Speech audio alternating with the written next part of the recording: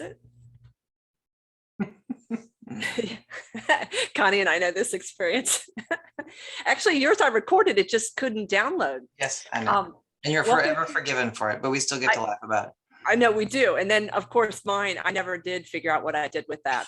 And it looks like I'm a little glitchy, so I apologize. My name is Malika Albrecht. I'm the founding editor of Redheaded Stepchild. And tonight we are celebrating Joe Mills. This is his 7th book. I'm super excited about Bodies in Motion. And I can say, having seen Joe read a couple of times now, it's something I've been looking forward to all week. So I deeply appreciate that you were willing to come, because I just asked him, can we celebrate together? And he said yes. Joe is a professor at the University of North Carolina, and I just lost my whole bio. And this is why I don't do bios. See what happens? Whew. Ian, this is you say he's a professor. You want to know more? Look him up. There we go. Look him up. And he did write all 8,800 books that you're going to find with Joseph Mills. And I'm going to turn it over to you. I love that idea. I'm going to make you the spotlight so we can all focus. Thank you so much for being here, Joe. Thank you for having me. I'm really excited. I'm excited about reading parts of this book, because we were talking about COVID and the pandemic, which kind of wiped everything out. So I haven't actually read from it a lot. So it's very fun for me. All the poems are kind of fresh. And, when you're writing poems, you're like, oh, I'm going to be excited about reading that one and this one. And so it's still very fresh and new to me. So thank you for having me. I was thinking of how many to read, and I was thinking of between 8 and 10. My table is clearly wobbling, so I'll take my elbows off. And I think I'll read about 8, because if there's a question and answer, and then we can kind of talk, and then maybe another poem will roll out there, or kind of we'll see how we go. So, but this entire collection, a lot of my collections are based on singular subjects, whether it's wine. I have a book on wine, or a book on Shakespeare, or a book on my family, or a book on books, because it's a way I kind of figure out things. And I found myself writing a lot about dance. I'm not a dancer. I have a lot of friends who are dancers, a lot of colleagues who are dancers. And once I was sitting with one of them at a conference, and somebody said, "Oh, I thought you were a dancer," and then you stood up. So it was like, okay, that's okay. And I've loved kind of dance film my whole life, and so this book is all about dance and using kind of dance as a metaphor in different ways. So it's divided into 5 acts with a coda, and I'll read the first poem and then kind of talk about things as we go. The first poem is called Testimonial. My grandfather worked in a factory his entire life. He would come home after his shift, drink a Schlitz on the porch, then putter in the backyard or driveway until dinner. If something was broken, he could fix it or find a workaround, what he called kludge making. And everyone came to him for advice about motors and construction before they went to the hardware store. Often, he would go out to the garage with its shelves of Maxwell House coffee cans full of assorted bolts and screws, washers, and gaskets, and find a part they needed, and often parts they hadn't yet realized they needed. No one was surprised to find him wandering through a renovation just to see what was going on. And few had a car that he hadn't stuck his head into or under. Like everyone, he had a fishing boat, but he spent as much time tuning its green Evinrude outboard as he did trolling on the lake. He took weekend naps in a hammock, smoked vanilla Cavendish pipe tobacco, and often would eat a quart of butter pecan ice cream at a single sitting. Dozens of people gave testimonials at his wake, the consensus being he was a genius with a wrench. My grandmother said nothing that night, but in the following years, whenever she heard his name, she would sigh and say, "Oh, that man could dance." So in the first act, or the first section of the book, I kind of talk about being young and seeing dancers, and it was like, what's happening out there? How are they transformed? These kind of epiphanies. In the second act, because I teach at a School of the Arts, and we train kind of professional dancers and actors and performers. And when people hear I work here, they're like, "Oh, it must be crazy. They must come in costumes. It must be so wacky. What are they like?" And it's like, well, mostly they're tired because they kind of work so much. And when the dancer was living next to me and she brought home kind of 2 bags of ice, the neighbor was like, "Oh, gonna have a party." And she was like, "No, I'm soaking my feet." It's like, this is kind of what I'm doing. So I wasn't sure what I was going to read, but because we had Beauty and the Beast, somebody wearing the Beauty and the Beast shirt and fairy tales, I thought I would read this poem. So it's called "The Recruiting Brochures Feature Grand Jetés," which are those big, leaps that you see Baryshnikov and other people do. And that's what you see on the posters. After class, she tucks herself against the cinder block wall, arranging her dance shoes, pack, and water bottle around her like a barricade. And she cries, silently, matter-of-factly. If asked, she might not be able to say why. She aches in so many places and ways. It could be any of them or all of them or none. It may simply be this is the time in the day she allows herself to cry. She is on a tight schedule and has been for years, but no one asks. It's unremarkable. She used to imagine she would be a princess in a fairy tale. She thought the acceptance letter a type of magic key, but she hadn't done the math. All those other acceptance letters, all those other magic keys, every other girl in school a princess as well, and all those other schools.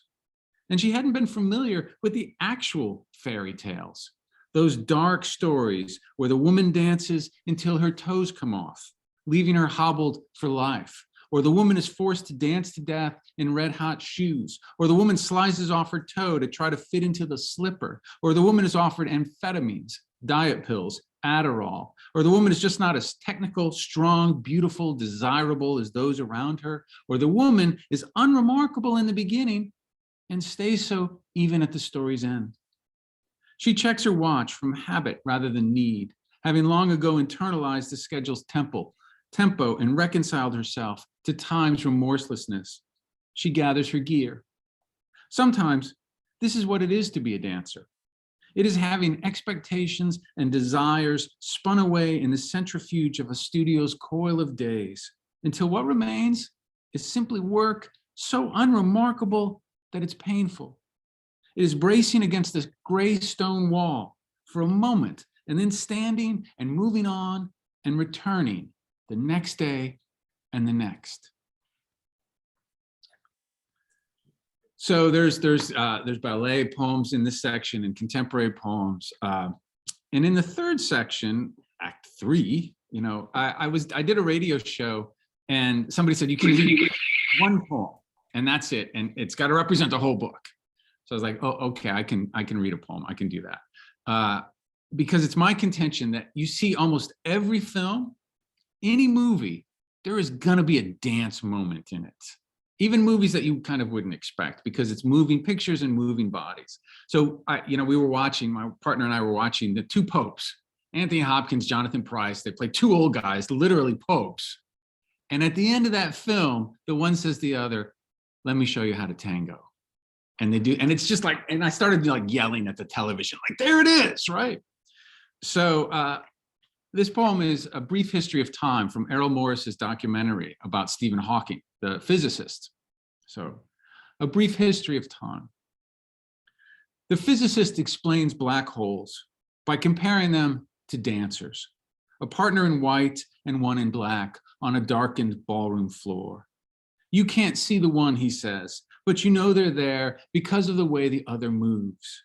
And I wonder if there is anything that can't be explained by dance, any part of the universe or the human heart, so much that seems invisible. An absent parent, a dead child, can be discerned by those carefully tracking our orbits. And I love and have long loved Astaire and Rogers films.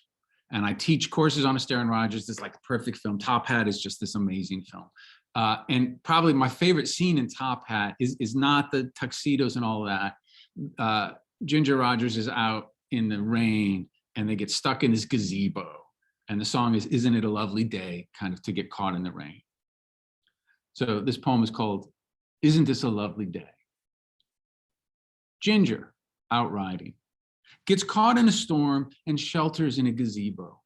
Fred arrives with an umbrella and asks, "May I rescue you?" When she refuses that role, he joins her and they begin to dance. They do so as equals, both wearing pants and jackets, repeating each other's steps. After he throws her, she throws him. At the end, there is no dip or kiss. Instead, they sit side by side and shake hands. The gowns, the top hats, the supposed elegance are elsewhere. In this scene, they move playfully, discovering how smart and fun the other can be. It is a moment of joy in a storm. Or as the poet says, a temporary stay against confusion. Under dark clouds, in a skeletal shelter, we can take each other's hands and create moments of beauty and equality, dancing in a way that reveals who we are and who we can be together. So that is the third act. And then the fourth act is kind of couple dancing and things like that. When I was putting, we can talk about the cover. I really love the cover. I love the covers that Kevin Watson does at Press 53. And sometimes it was like too literal, it was feet and things like that. And we ended up with this idea of kind of orbits and this idea of, and there's a lot of poems in here that talk about wandering planets and bodies and things. And not just two, but several together. And not just kind of pink and blue, but all kind of different kinds. So in this section, this is called When the Dance Instructor Says Follow Your Partner's Lead, because that whole idea of who leads and who doesn't lead. Follow your partner's lead. Ignore the imperative, the possessive your, the complicated questions of trust, and simply ask how you can both follow your partner's lead. Wouldn't that be an Escher painting, a Mobius strip? I'm following you, following me, following you, following. And perhaps that's the point. Relationships ebb and flow. We change places and leads over the day and the days and the years. Of what good is it to assign positions to the wave and the water? Which hand is responsible for what happens when hand meets hand? In the fifth piece, there's a lot of family poems that I start off in the first one when I'm young, and I do a lot of dancing. So one of the things that was a really great part of the pandemic for me, a miserable time for all of us, but my daughter missed her prom and other things. So on Friday nights, we started to dance together. We said, first time, let's just go to the garage and dance. And then it's like, well, let's get dressed up and dance. And then it was like every week, well, let's get dressed up like in costumes and dance. And then it was like, well, let's make a playlist. And then it was like, well, let's have a red carpet. And then let's make a TikTok. And so it just built and built and built. And it was really just a wonderful, like 3 months. And then it just kind of dissipated naturally. And that dancing with my daughter and my partner was really kind of wonderful. And I was trying to write poems about those, but they didn't kind of work out. But I have other poems about dancing with them when they were younger.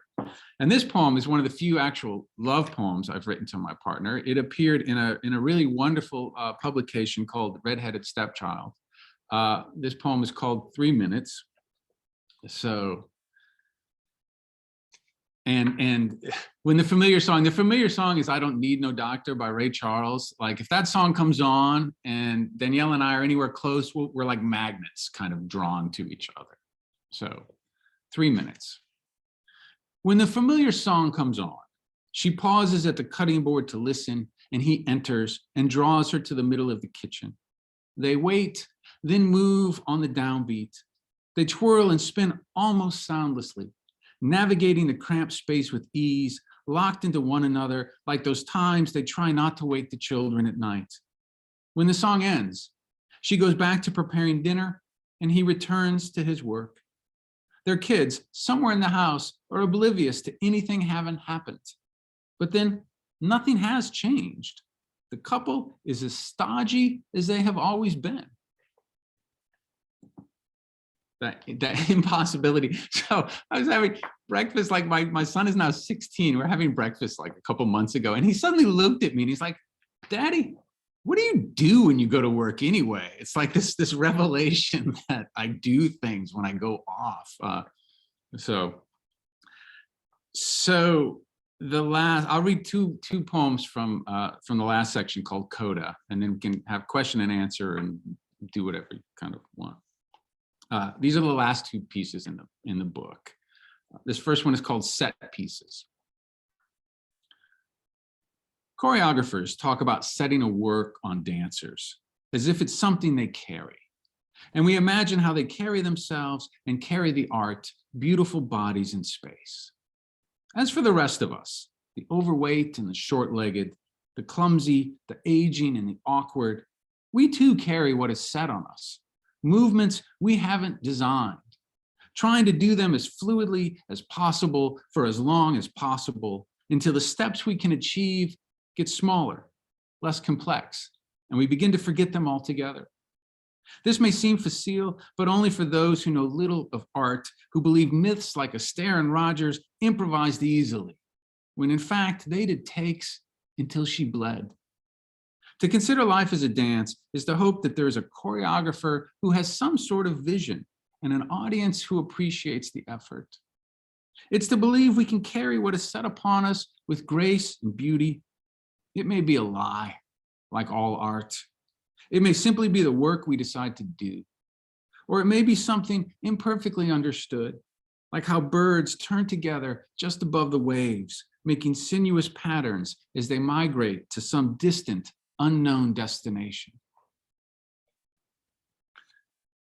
And that was the last poem in the book, in the manuscript. And then when I gave it to Kevin, this was the penultimate poem. And he's like, no, you need to flip these. This is why it's good to have a reader sometimes. He's like, you need to flip these. That's the last poem of the book. So this poem is called Gratitude. After a dance, thank your partner, no matter how good either of you are. Thank them to acknowledge how unnecessary it is, such dancing, and so how much more of a gift.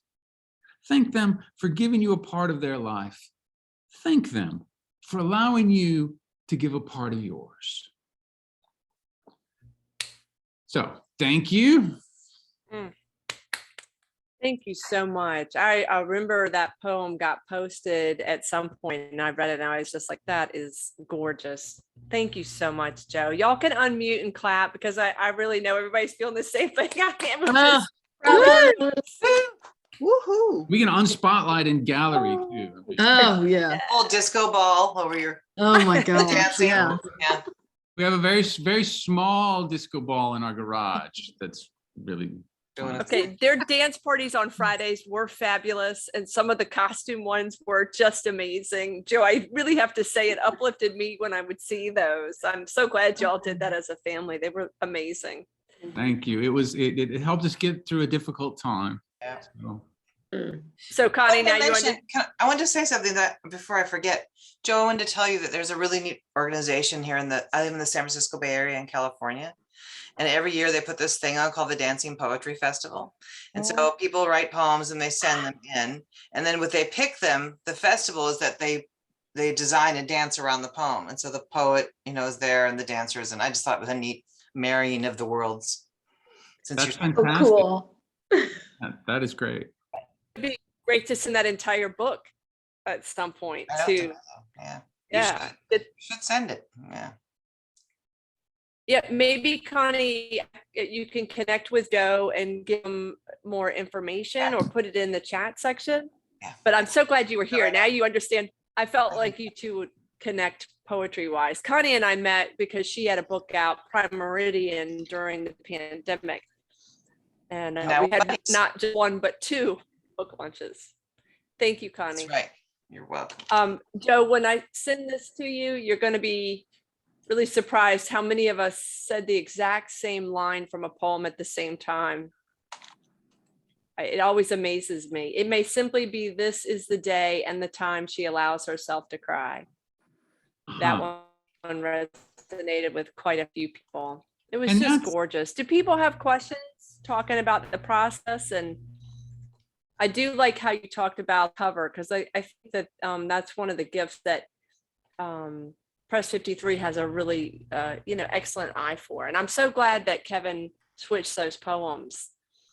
Well, and so two things there. One, when you finally read poems out loud, it's really interesting to see which poem, what lines people respond to, what they don't.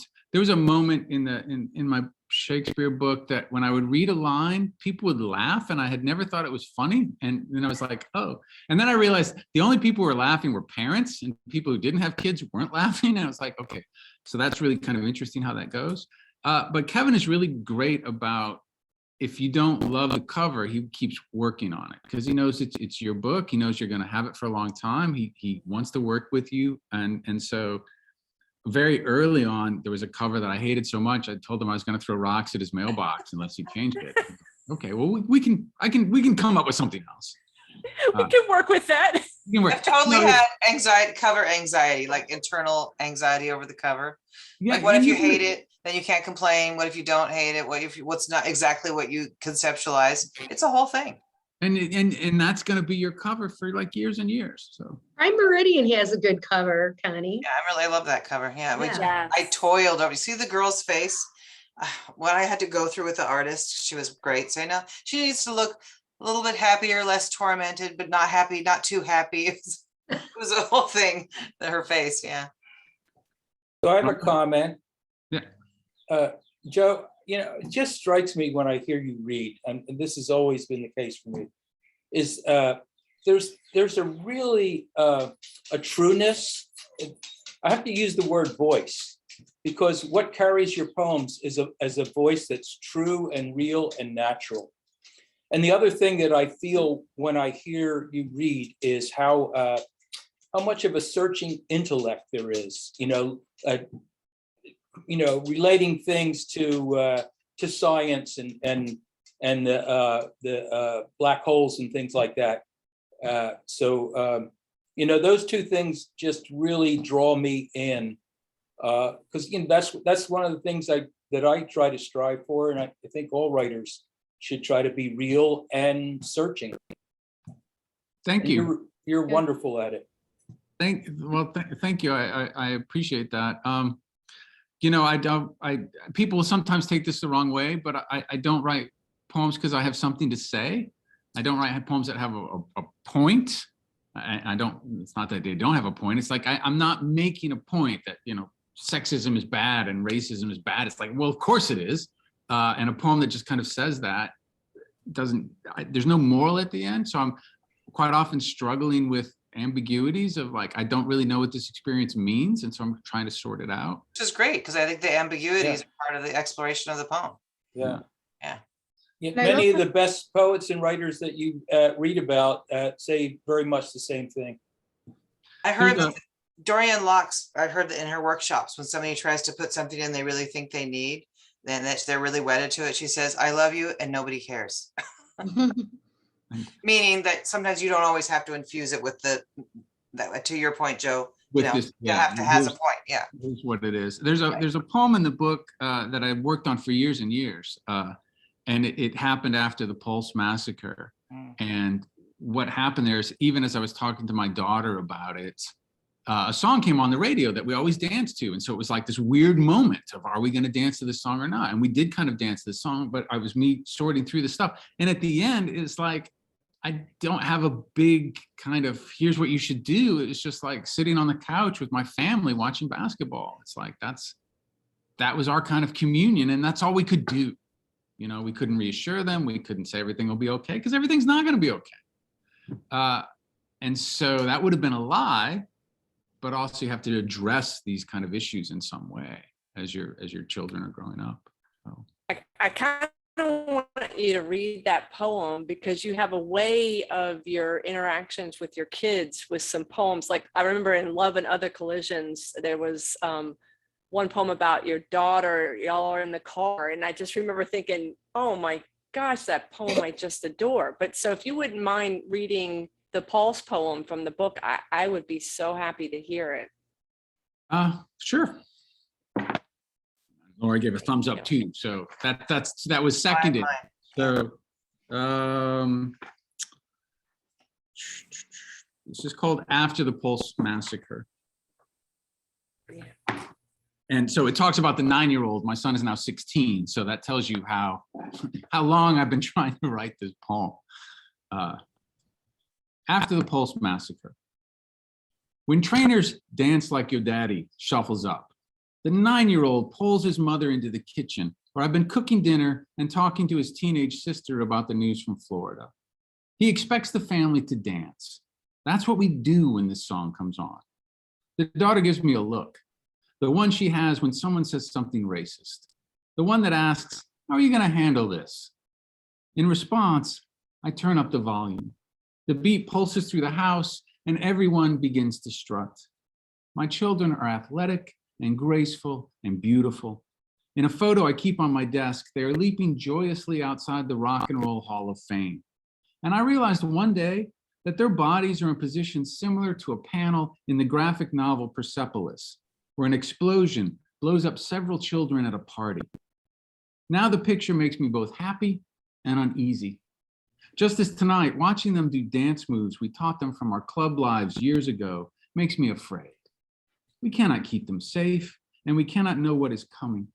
So I answer the question, how can we dance now, with now is what we have, as glib or trite or even obtuse as that may seem.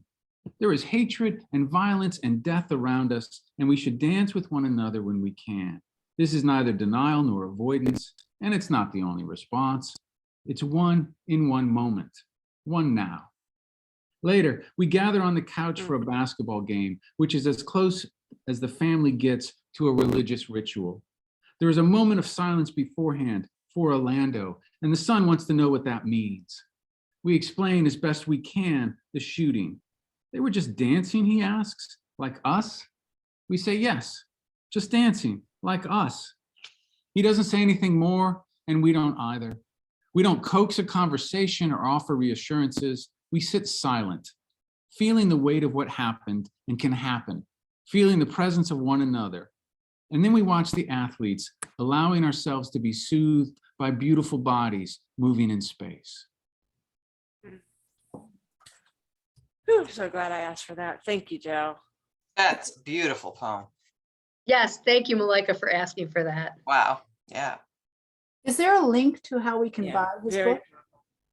There sure is, and I have it in the chat section, but I will repost it for you. Think that is. one I of will the just drive greatest around and things deliver about them having to, even to San Francisco. It's like, I love it. Joe. It'd be a good excuse to go. It would be awesome. It's a really So nice. if we Well, we want could one call that's it signed, how do The we do West that? Tour. Thanks for asking, Laura. I was just getting ready to ask the same question. What was the question? If we want one Do you signed have by you, how do we copies? do Oh, that? so if you order from Kevin, I think if you order from Press 53, you can put a note in there. and Oh, yeah, you can. Okay, I forgot. he will collect love them Press and get them to me, and 53. I'll sign them for you. So And the link is now in the chat I see section. it. Yeah. The Pulse poem is incredible. That was amazing. Really amazing. Wow. You make Does poetry. anybody Oh, I was go just ahead, Cindy? make poetry seem as if it's just part of our language, you know, that it just, the way that your pieces come out, it's just as if it's just one string. I'm curious though, when you're writing your poems, I mean, what we're hearing, are these the first, how many drafts do you have to go through to get to? a lot, a lot, 20, 30, 40 drafts. I draft things out in a notebook, and then I kind of go and go and go. And what happens with a book like this is, there's probably 200 poems. I did write poems about the dance party, and they never made it in. And I did write other kind of poems. So I pick what I feel are the strongest, although sometimes you're not always the best judge of your work. And I do a lot of drafting to try to get it to sound like that. It should sound like speech, but it's not speech. And when my first book came out, I bloomed late, as the saying goes. I don't think I published my first book until I was like 40. And when my mother read it, everybody was surprised that I was a poet, because we didn't know any poets. I could have said I wanted to be a space alien, and they would have been like, great, fine, whatever. We didn't know any poets. And so when the first book came out, and it was partly about our family, my family was surprised. Like, we're not kings or queens. How is this possibly how are we possibly the subject matter of poetry? And it's like, well, it's everyday life, but it's really condensed and distilled and looked at. You know, I think Gwendolyn Brooks said poetry is life distilled. So. Mhm. Hey, Joe, Thank you. that image, I mean, I think. okay, that the image that you had, was it the last poem you read, the bird and kind of winging off into the distance? I felt it was very different from something that I'm going to mention now, but I felt echoes of it, and that's the last lines of Sunday Morning, Wallace Stevens. Wallace Stevens, yeah, that's a great one. Casual flocks of pigeons fly downward to darkness on extended wings. And it had that feeling of lyricism and mystery of this bird moving off into something. I can't remember the exact words, but I felt an echo of that as I was listening.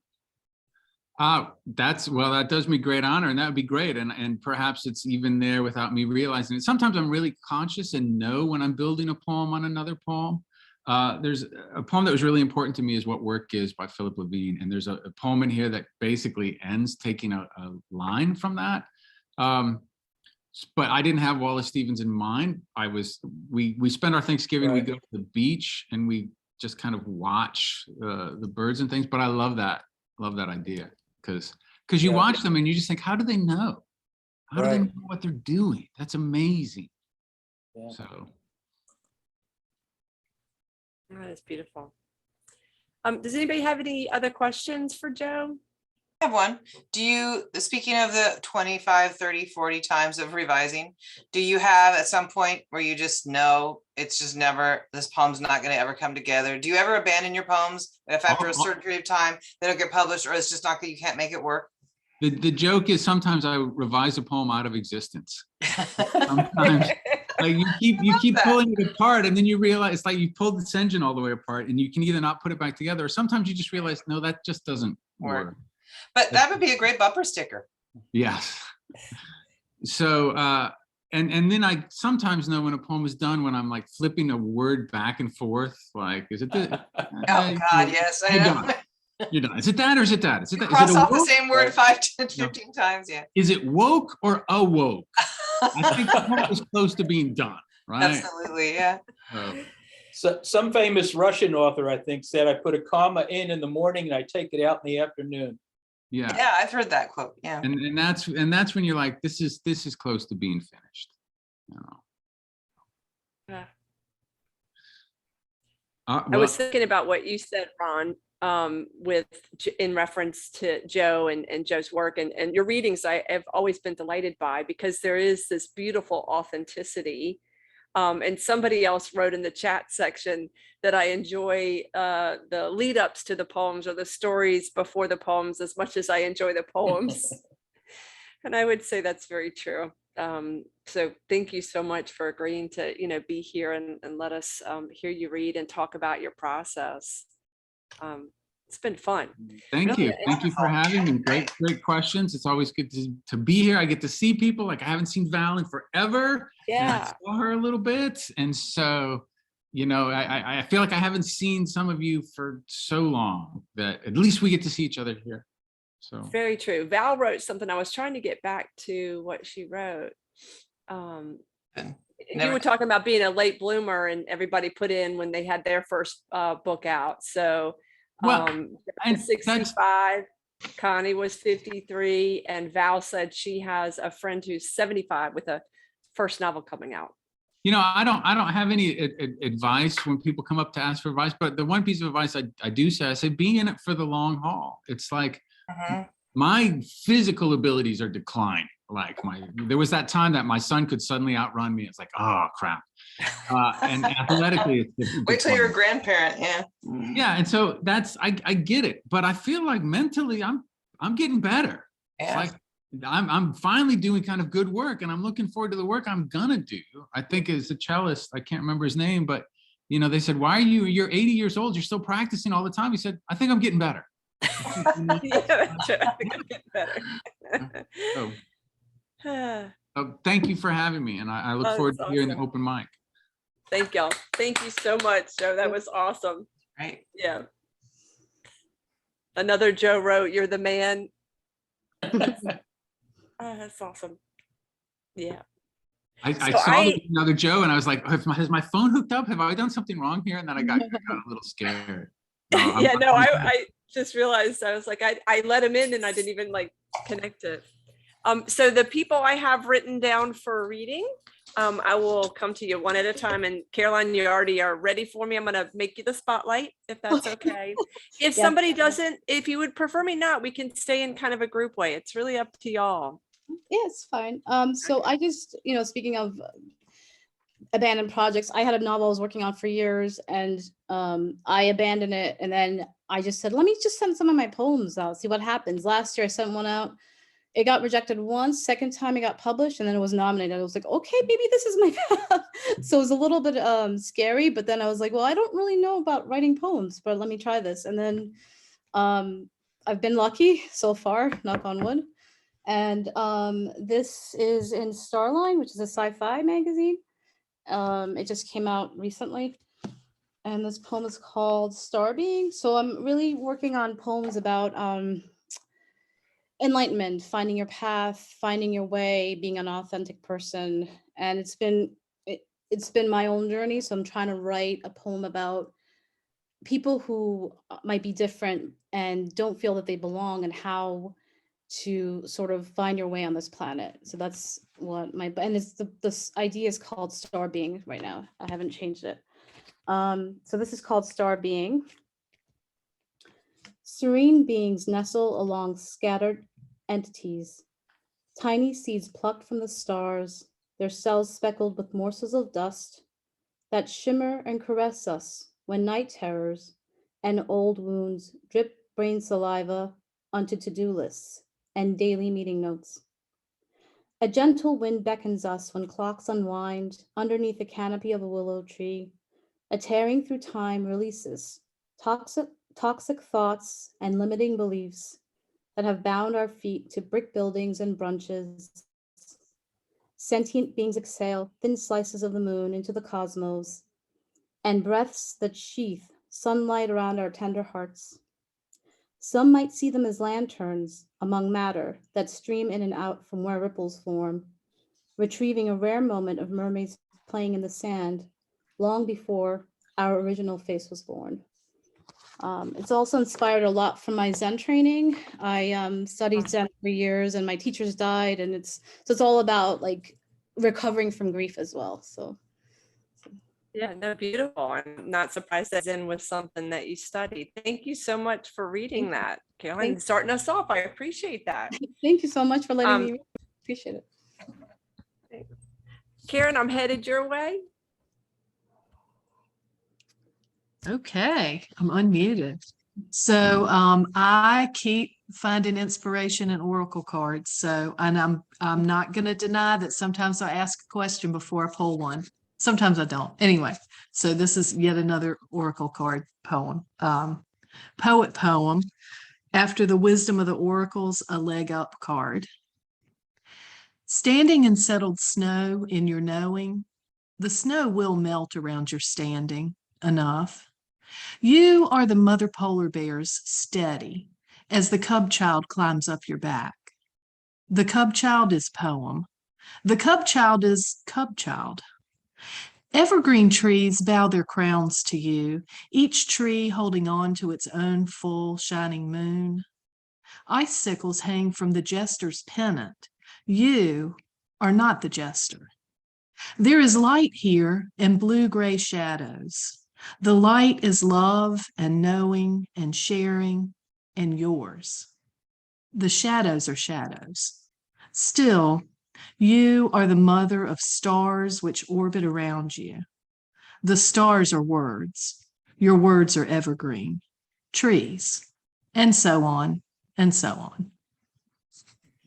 Oh my heavens, we kind of have a theme going here. This is awesome. That is very cool, guys.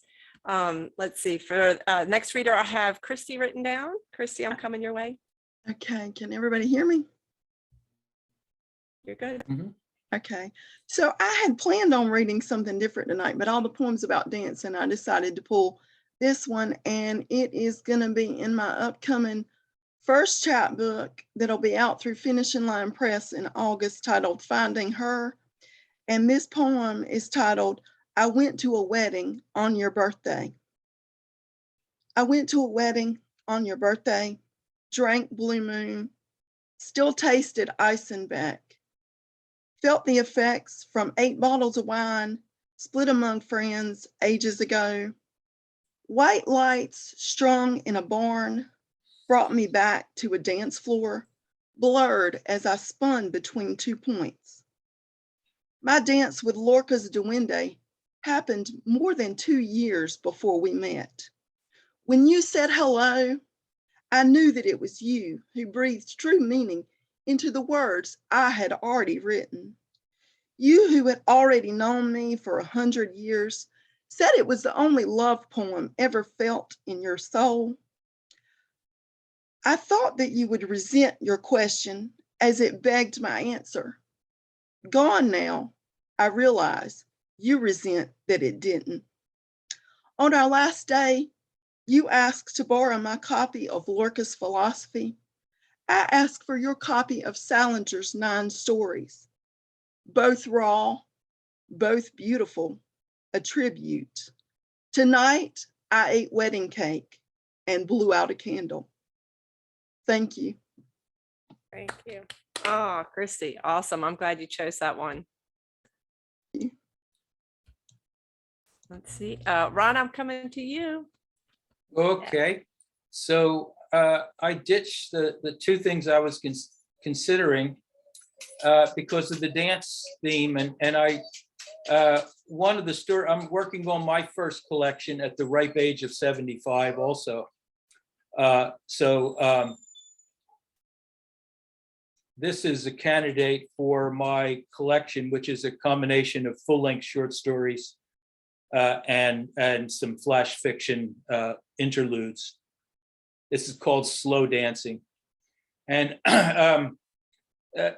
just to give you a little bit of background on it, in Philly growing up, there were just dances, 2, 3, 4 nights a week during the school terms, and they were always chaperoned.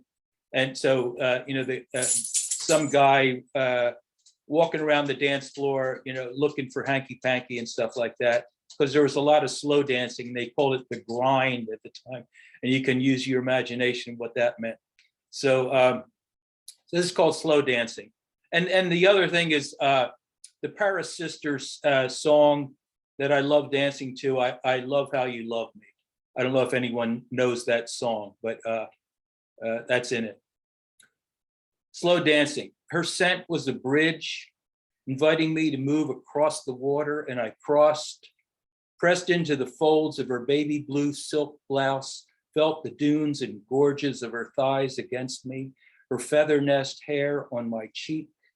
I floated off the dance floor, rose and circled a night moth, swirling round a candle, the slow, slow music, whispering, I love how your heart beats whenever I hold you, and ours were. And the dance chaperone, Robespierre, came over and severed us with a hand chop, and we sliced apart. Valerie Rowan. Since freshman year, I'd spied on her from across the floor almost every week on Friday night at St. Joe's Hall. The last dance before school let out for summer, I got my nerve up. We danced apart to some fast songs, which I was not dazzling at. Being in front of her without touching was good enough. I touched with my eyes. After that, she did not return to her bevy of swans against the far wall and looked up at me from under her eyelashes. A smile shivered on her lips as the song started, the Paris Sisters, I Love How You Love Me. If you've never slow danced with your dream lover to that, you haven't breathed. She smelled clean, a fresh scented powder, a hint of musk, and the woman scent of her skin. As Robespierre slid away, the Paris Sisters purred, when I'm away from you, I love how you miss me. We refolded, a second wave of fragrance washed ashore, and we picked up our rubbing together, Valerie whimpered little mms from some deeper place, and I lifted my head enough to see her eyes shut tight in an involuntary way, moving inward away from me towards some new flower blooming under a new sun. Then Robespierre launched a second assault, and as I released my hand from the crest of her soft pillows, Valerie's ivory cheeks burned a deep pink that made her prettier than ever. And the sisters sighed, I love the way your touch is always heavenly. And when the song ended, I said, thank you, with a formality that surprised me. And she said, you're welcome, breathlessly. Thank you. Fabulous. Thank you, Ron. I love this. I love, Joe, that you have influenced people's choices tonight too. This is working out well for all of us. Yeah, I'm thinking I have a couple more names. My new theory is that not only does every movie have something about dance, but like every writer has a piece about dance. That's my new theory. I like it. It's playing true with this one. I have you next, Laura, and then I have Cindy, Joan, and Connie and Elizabeth, just to let y'all know how the list is going. All right, Laura, Well, there we go. Can you hear me? Yep. Hate to break it to you, Joe, but I don't think I have a dance poem. And this one I'm going to read right now is in the Poetry Society of Virginia's Centennial Anthology that's coming out. It's called 172 Davis Street. 1. Inside, Grandpa raps on the porch window, finger raised in warning, a minor deity, Daedalus to the cousins Icarus, warning against the climb to the sun. We freeze, wayward demigods, oblivious to the dangers of the rotting coop, our boost to the lower limbs of the vast chestnut tree. The world was bigger then. Halted in our hubris, we run shrieking from censure until a new game evolves. Siege of Troy, slingshots for trebuchets, horse chestnuts still in their spiked pods like naval mines, fall wildly through the soft fall air until one meets its mark and the victim dissolves in tears. 2. Our pipe fitter uncle of the practical joke has trapped us on the sofa, showing his photos of the poo factory. His pride in his work pins us in place. We don't dare show boredom. Besides, the scatological humor keeps our attention. Beautifully rendered photos of pipes, steel, a harsh industrial landscape repel and fascinate at the same time. Quick, pull my finger. 3. Aunt Joanne and Uncle John always show up late. The meal is cooked, the table set, everyone well into their pre-dinner cups. They dazzle, shine in their perfect suburban polish, but mustache early. There's the baby to get to bed, a charity meeting, and work in the morning. So sorry we can't help with the dishes. Thank you. Thank you, Laura. They kind of danced out of that dinner. So that kind of works for me. All right. Thank you so much. Well, I'm enjoying. I'm so glad that people are reading so many lovely poems. That's awesome. Cindy, I am headed your way. Don't forget to unmute.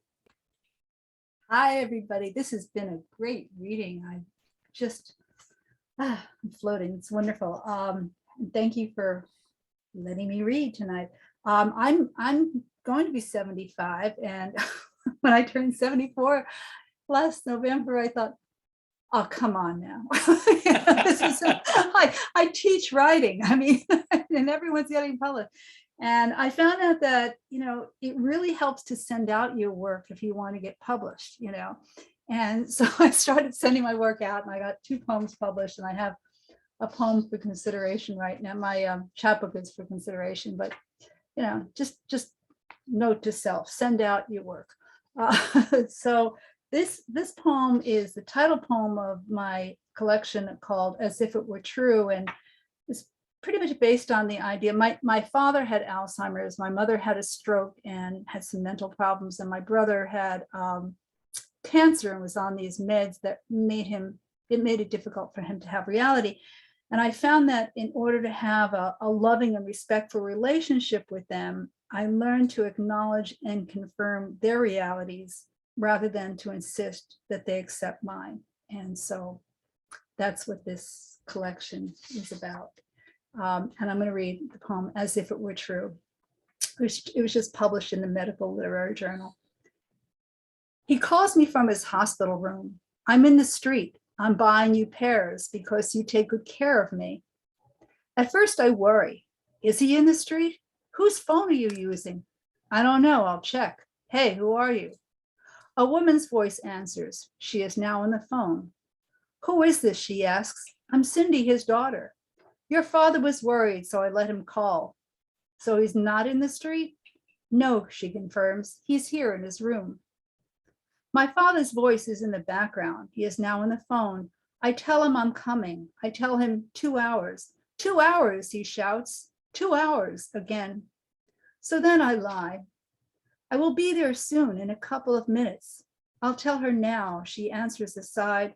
He's in Montefiore Hospital, room 312, and then to his voice, she knows where you are. A moment, a while, 10 minutes, 2 seconds. We say this to people every day as if it were true. Dad, I will see you in 15 minutes. I will meet you on the corner. I will bring you pears.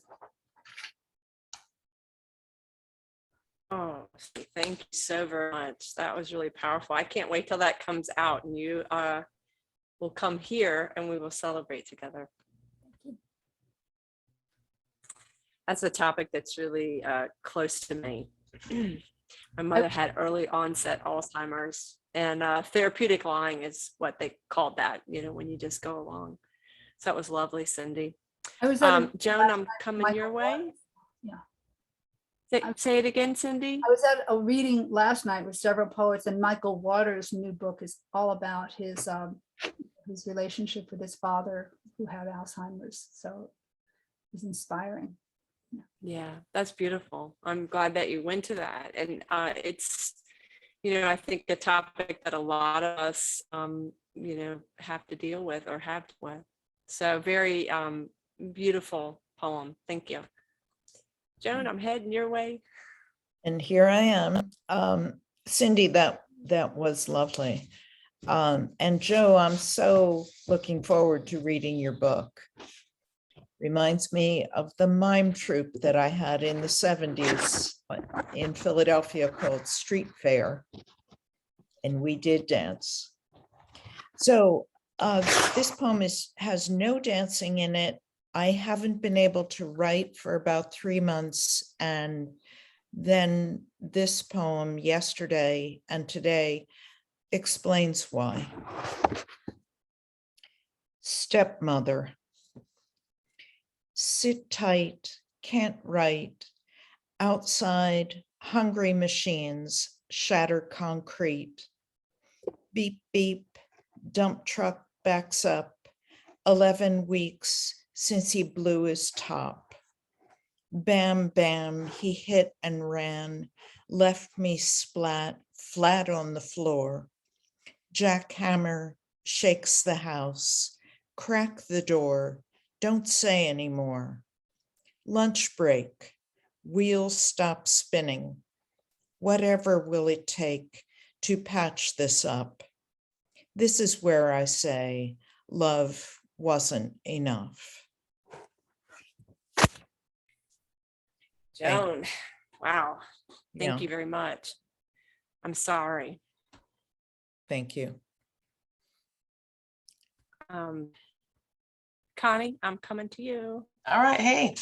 So I'll be going from dance to death. It's got, at least it has a D in it, but you could argue there's a dance to death. But in seriousness, many of you know me on Facebook know I went through this horrible death of my brother who just died 2 weeks ago, about 2 weeks ago, from Parkinson's, which also involved a tremendous amount of dementia and hallucinations.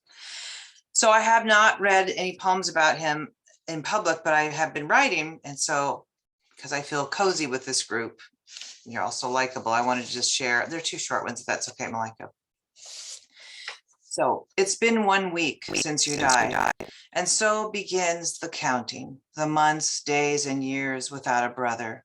as if the counting can contain the loss, as if somehow it helps me measure the immeasurable.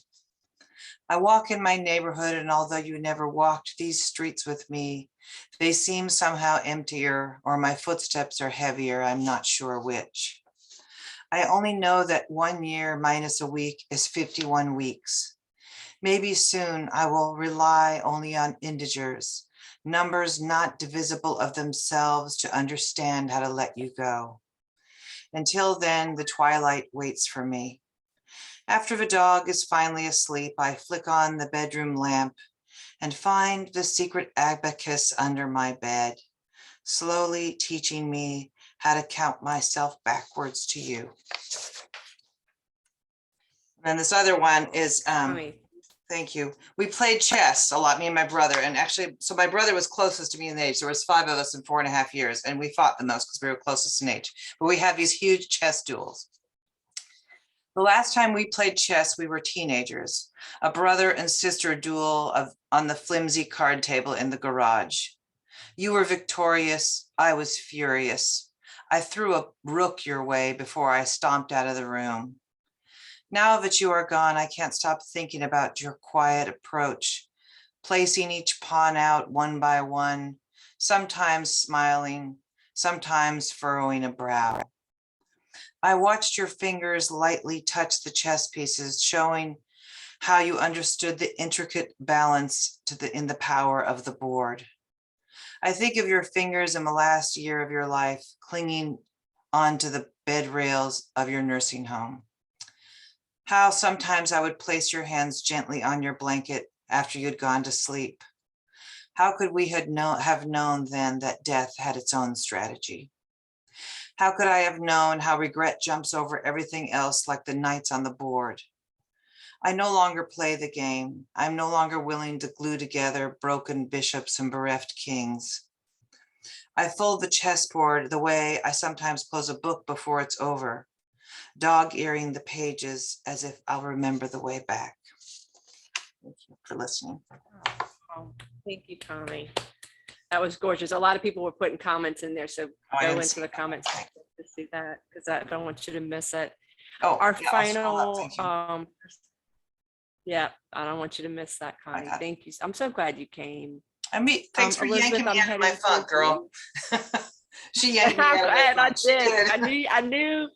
I knew that Joe would cheer you up. I was like, I don't want to go, but I'm so glad I did. So thank you. Yeah. I'm glad you did. Elizabeth, we're heading your way. Yes, this is a short poem, and I don't have a name for it, but I'll just call it an unnamed poem. My child eats her apples peeled of skin, only the sweet flesh, easy to bite, easy to chew, only the goodness. Taking the sharp knife, deft blade, and working hands, make the tough skin twirl like a ballerina and dance. Right now, this is what I can teach you in the art of protecting. Oh, Elizabeth, thank you. Wow, Joe, you influenced a lot of people reading some amazing poems tonight. It was the only poem. Thank y'all. Well, I'm glad that got you to go looking for it. That was amazing. It was really good to be in y'all's good company. Joe, it was fabulous to hear you read and celebrate this book. Don't forget, you can go directly to the link and ask for a signed copy. Thank you guys for being wonderful company today. Be well. See you next Thursday. Thank you. Thanks. Take care. Bye, guys.